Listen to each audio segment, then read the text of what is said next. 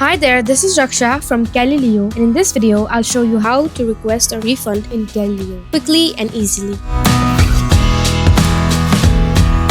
Calilio allows users to request refunds for eligible payments or credits made to their accounts. This ensures transparency and flexibility when managing your billing and payments. Here's how you can request a refund. First, click on the Contact Support button over here, opening the live chat box at the bottom right of your screen. Then, send a message to the support team stating your refund request and include details such as the transaction date, amount, and reason for refund. The Calilio support team will verify your requests and guide you through the next steps. Once verified, Calilio processes eligible refunds directly to your original payment method. Processing time may vary depending on your bank or card provider, but you will receive an email confirmation once it's done. And that's it. That's how you request a refund in Calilio. If you have any billing concerns or refund queries, our 24/7 support team is always available through live chat to help you out. Thanks for watching.